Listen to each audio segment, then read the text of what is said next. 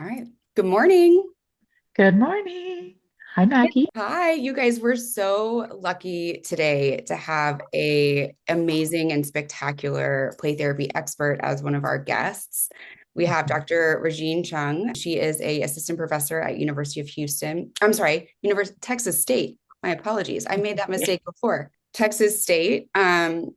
She is also a founding member of the board for Child-Centered Play Therapy International and a trustee of counselor education for the Association for Child and Adolescent Counseling, has published numerous studies on child-centered play therapy.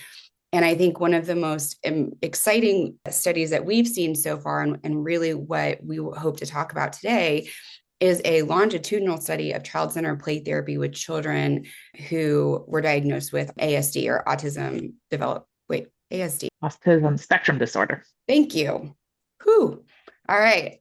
So welcome. Yay. And also a fellow graduate of UNT. So one of our, I guess, our circle, I guess, Yeah, close colleagues. close colleagues. Yeah. So welcome. Hello, everyone. I'm very excited to be here. I listened to this podcast and I'm really grateful for this opportunity to come on to share some of my experiences with you all today. Awesome. So, Regine, tell us a little bit about your experience as a play therapist and what made you interested in this population in particular. Well, so a little bit about myself. I actually was born and I grew up in Hong Kong, and that's where I first learned play therapy through some professors who graduated from UNT. And after getting my master's degree and having very minimal knowledge about play therapy, I decided to take another certification course in play therapy, which later on got, opened doors for me to work in a special school. Well, several special schools in Hong Kong where they have this huge need for play therapists for working with children with mild to moderate intellectual disabilities, and many of them also have a comorbid diagnosis of ASD. So that was the time when I thought, okay, I really need to learn more about play therapy and see how play therapy can be helpful for autistic children or children with developmental delays. And then it was more through supervision and my own reading and maybe getting some additional trainings during that time to really experiment what that looks like. So initially the journey was more on a bumpy road because I was learning as I was doing it, and then there was not a lot of research or materials that I can study specifically from a child-centered perspective. I decided, okay, I need more training, I need more supervision. I decided to apply for the doctoral program at UNT, and I got in. And my passion for working with autistic children continued, and that led me to um, create a study for my dissertation, and particularly exploring the impact of child-centered play therapy with this population. So I would say this is a very long answer, but then I guess in a summary is that I didn't choose to work with this population, but I did, and then it was through the actual clinical experience as well as the experiments that I did throughout continue to fuel my passion, and I just really want to do more for them. Yeah. I think this is kind of the experience for a lot of people, especially after they get their master's. Not everyone is able to have the opportunity to do research and have someone watch their stuff and be manualized and all of this. And you were kind of like learning as you were going. And it seems that the more you were doing it, the more you realize maybe I should learn some more so I can do it. But, Sure. but you were seeing the benefits of it as you were doing it. Absolutely, especially because for autistic children, people often see the diagnostic criteria, the autistic behaviors such as the rigidity, the repetitive behaviors, and also their impairment and deficits in social skills. So therefore, a lot of the professionals or specialists, whether it's coming from the occupational therapy world, speech and language therapy, or behavior therapy, they're very targeted on targeting those specific skills to teach these kids. And what I'm seeing as a gap in my experience working in this kind of interdisciplinary support or intervention team is that CCPT really fills a gap that we focus on helping the child to build self-esteem.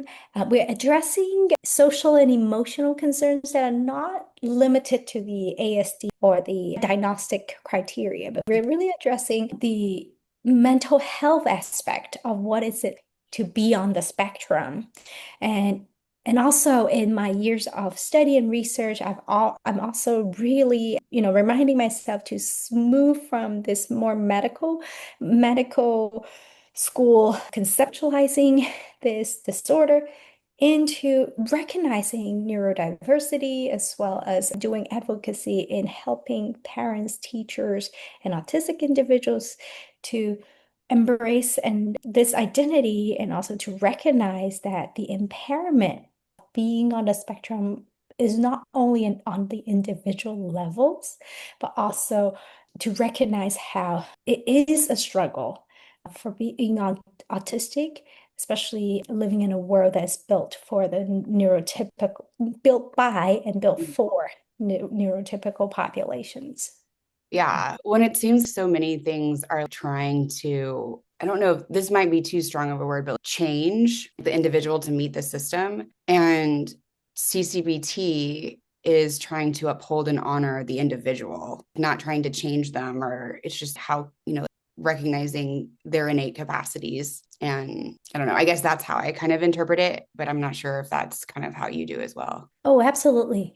That before I became a child-centered play therapist, in my training in counseling, I was more of the traditional and more old school training program where we are expected to identify with a counseling theory. And my counseling theory is person-centered counseling. So even philosophically, I really appreciate person-centered counseling or child-centered play therapy, and its emphasis on facilitating that innate capacity for individuals to grow. And that is such a unique healing factor when working with autistic children, because when you think about autistic children, let's say in a more ideal situation, that their needs and their behaviors are being spotted early on and they're receiving early intervention. And what you would expect is that as they're going through different interventions, there will be constant instructions, constant corrections, and many of which will send a message that they are pressured to act in a certain way. And that can be really demanding as well as very confusing, especially for a young child, of constantly receiving this message of I am only accepted when I engage in certain behaviors or to act very unnatural. My sensory needs are telling me that I need to engage in certain behaviors. My need for control and predictability is telling me that I need to do things in a very specific way, or from the outside, we're seeing those need for predictions or need for routine, and it is being perceived as odd behavior, or the need for rigidity, right?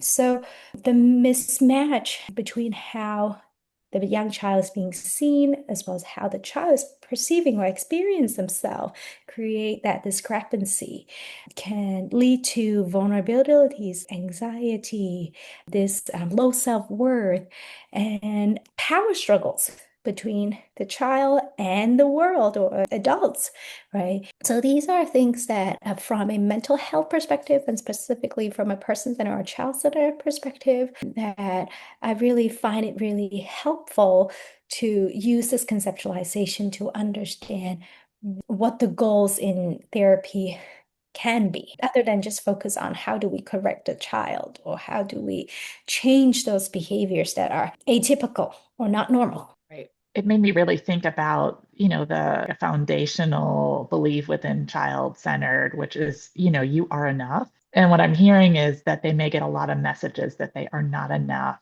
They are not okay. There's something wrong with them.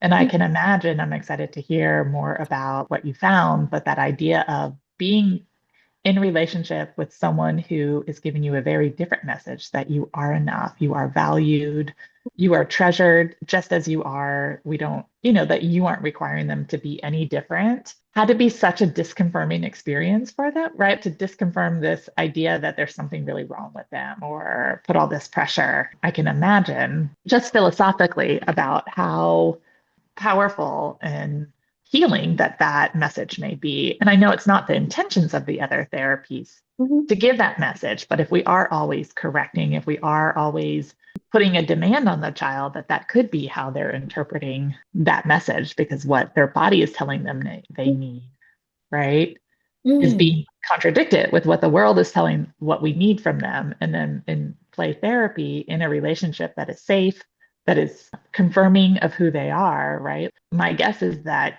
you may see something different than the other therapists or teachers or aides saw within these children. I'm curious, did you notice That's what I was changes going to in the ask. What did play you notice in the therapy playroom? room? I'm just curious, as a You see. clinician who sits in a room with a child who has ASD, what might be things that I'm noticing? Because we hear a lot of messages that child-centered is not the right approach for ASD, right? I mean, I don't know if you do in your area. I know we do in my I do. area that, I called Regine last year because they're telling yeah, me that I can't do this.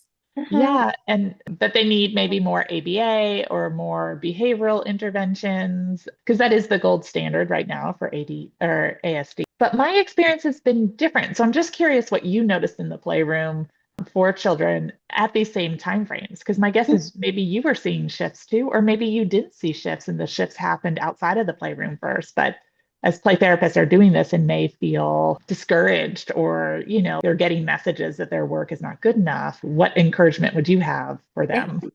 Yes, in my work with clinicians or trainings or whenever I share the the the theory behind it, I always to encourage play therapists to think about those 6 conditions that we emphasize in child-centered play therapy is continue to assess that psychological contact within the relationship.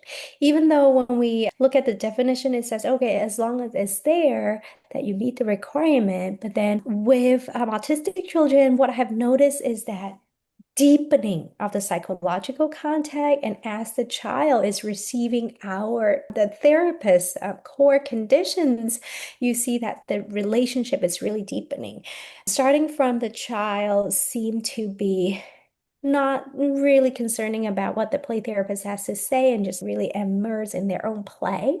You may notice that they may be, in terms of the proximity with the play therapist, they just don't feel don't feel comfortable staying in very close proximity, or they will choose to stay away from the therapist, have their back facing the therapist or avoid eye contact. And these should be accepted fully in recognizing and respecting the child's Mhm. readiness to engage with the therapist. However, we continue to output our core conditions. We use our facilitative skills and our body language to really convey that I care about you and I'm interested in what you are doing.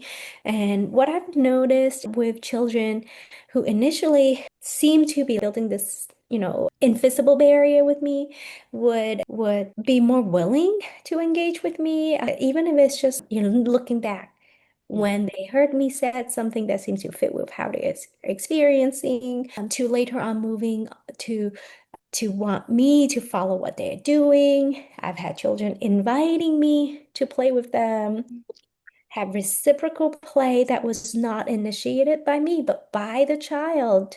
And then even with the types of toys that they choose, and specifically regarding how we can do things together. I've had kids coming up with a game for us to play together, and they would cheer me on.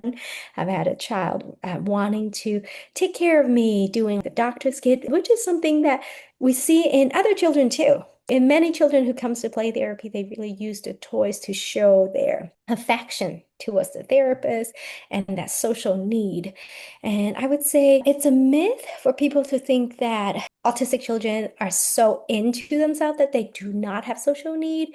I would say it is more so they are so scared and confused about relationship because of the predictability, or sometimes it can be a sensory thing that is just too overwhelming for them to receive a lot of the social cues or the sensory output from another person, leading to, okay, I need to step back and to assess what's going on. But in terms of whether or not CCPT works, do they really get the relationship? I would say 100%. When I did the study, it was me and two other play therapists, and of the over 20 students who participate, we seldom have a difficulty having the child follow us to the playroom.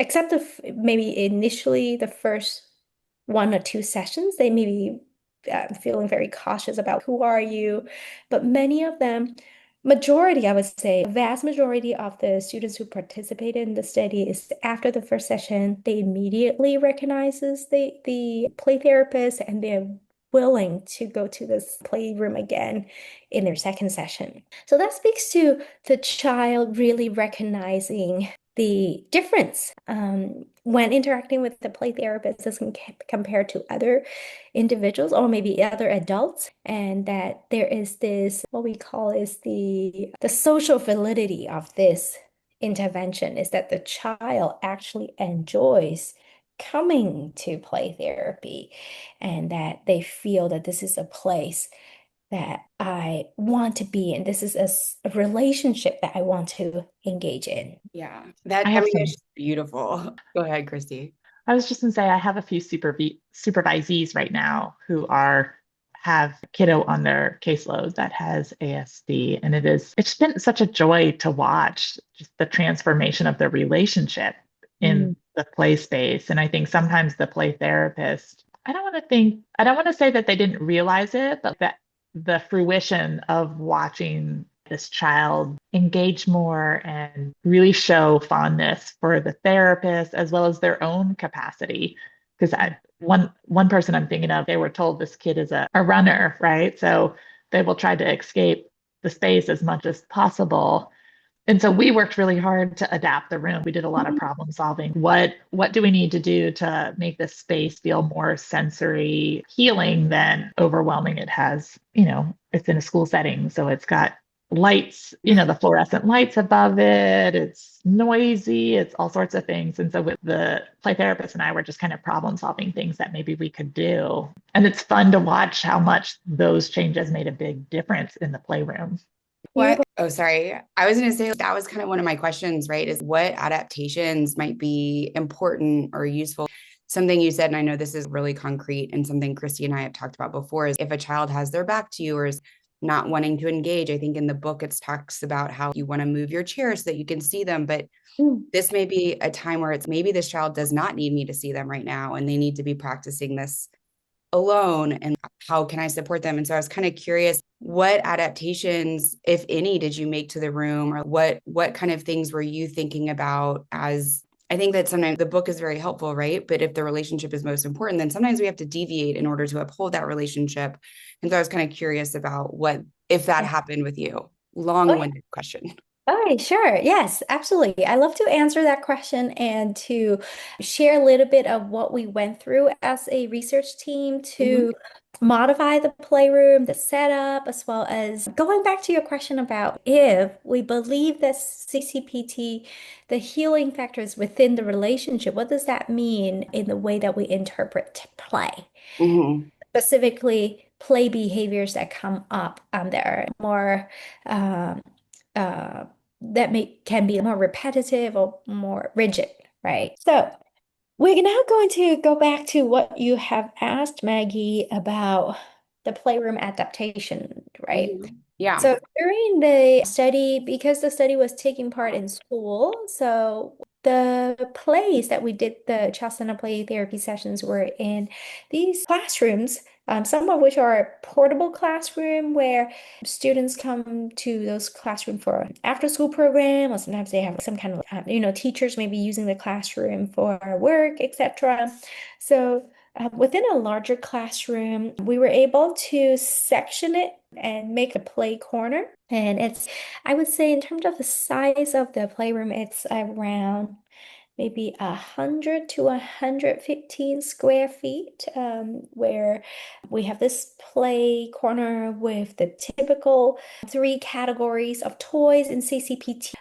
And I, as a CCPT therapist, I really think it's important that we include multiple categories as well as items from each categories in the playroom to start with, because I do want to send a message to children that even though you may have special interests, or maybe you only want to focus on a specific toy, and that's okay, but I do want to give you the options that if ever, whenever you decide to play with some other toys, that's readily available for you to play with. However, I would say in terms of the quantity of toys, or specifically the sensory, because of the sensory needs of each child can be different.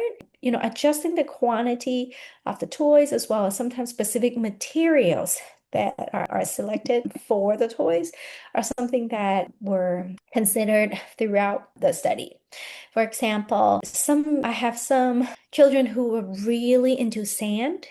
And you can see how this is such a sensory fulfilling experience for the child to play with the sand, and a lot of, okay, I just really want to bury myself in the sand, right? And that can be both satisfying, but then also creating almost a sensory overstimulation for the child, that you see the child maybe starting to feel dysregulated towards the end of the session. So those are the moments that made me become aware of, okay, perhaps I could reduce the amount of sand that's available, that the child does not get a sensory overload. In terms of the lighting that Kristie was sharing, I think it is a valid aspect to look into.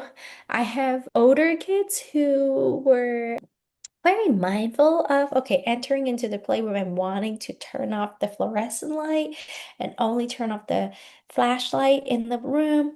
And that's something that I allow the child, and I am okay with the child to do, especially because we do have a window in the playroom. So even when the lights are turned off, it's not completely dark. So recognizing that these children has an idea of what fits them best is something that I invite the child, and I'm giving permission for the child to really experiment what works best for them. And with that child who knows to turn off the lights each time when he comes in the playroom, another thing that he did was that instead of staying in that play area for the entire time, he really didn't like staying in that small space. And what he preferred to do was to collect toys from the play area and then play with them on a different table, which is still part of that classroom where we were. And because he was older within my study, he was one of the older kiddo, and he was also taller.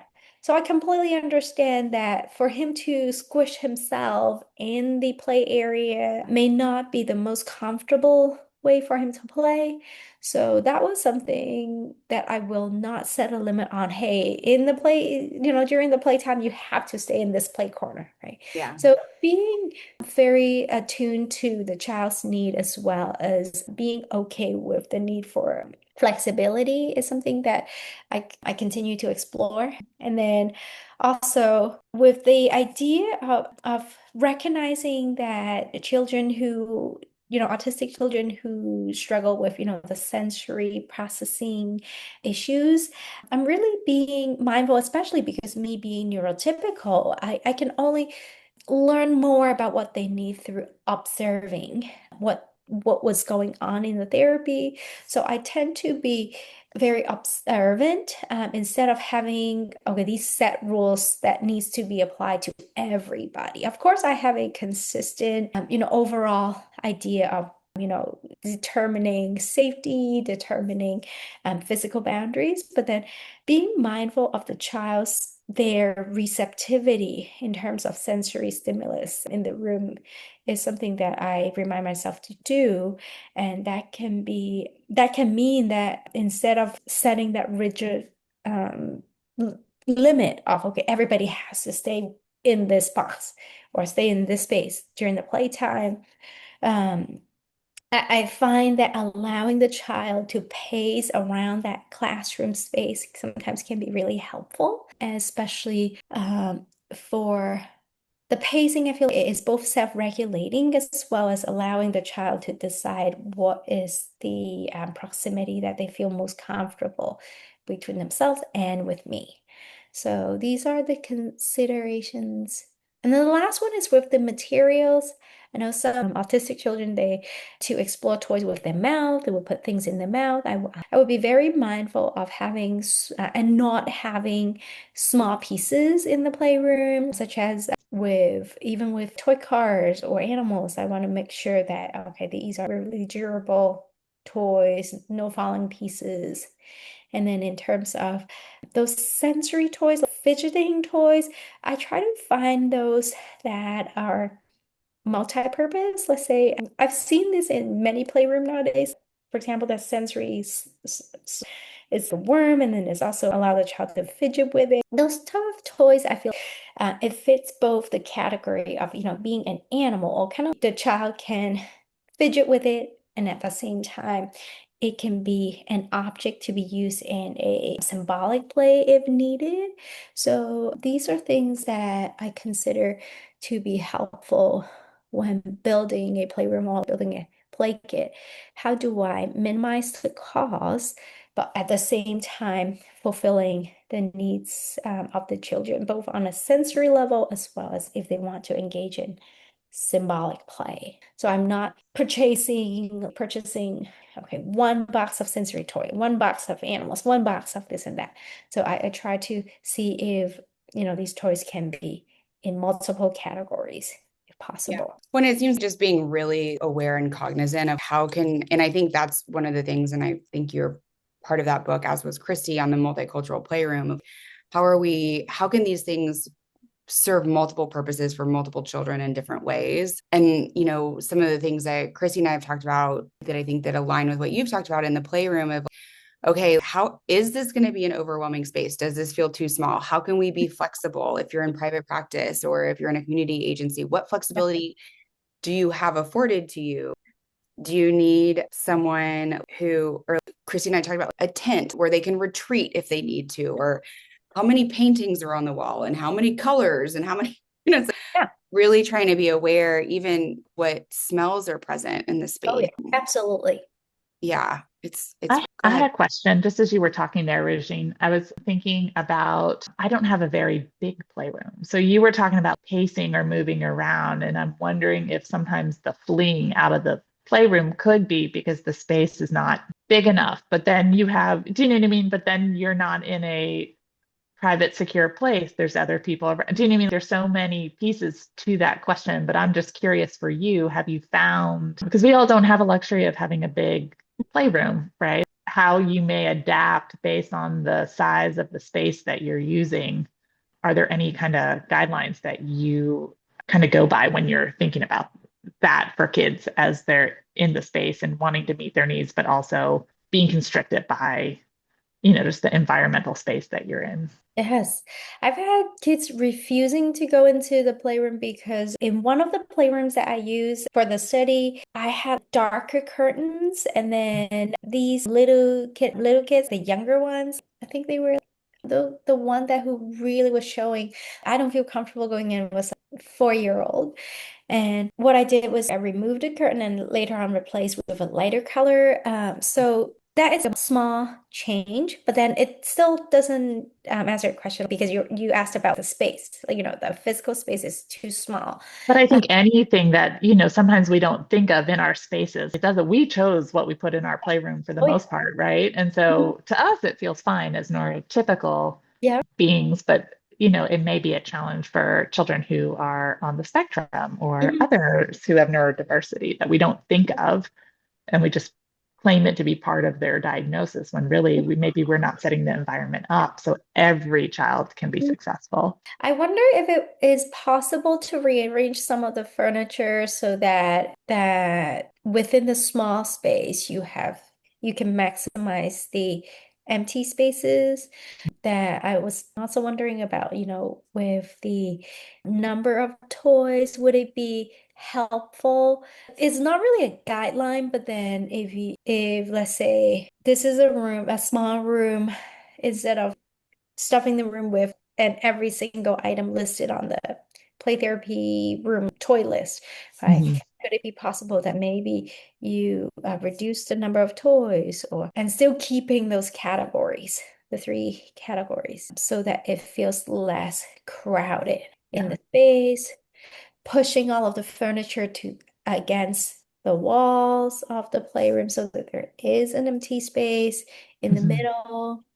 I have had one of the kiddo who was in the study. We were in a very small space, but then the child really needed to run, and we ended up just running in circles around the sandbox. So I feel part of it is we can make this space, we can do something to change the space, but then also sometimes kids, when they feel it, they may utilize some space in the way and if they want to play chase with you, then you make adjustment not just to the place, and then mentally you have to decide, do I go along and do that with the child? Yeah. Yeah.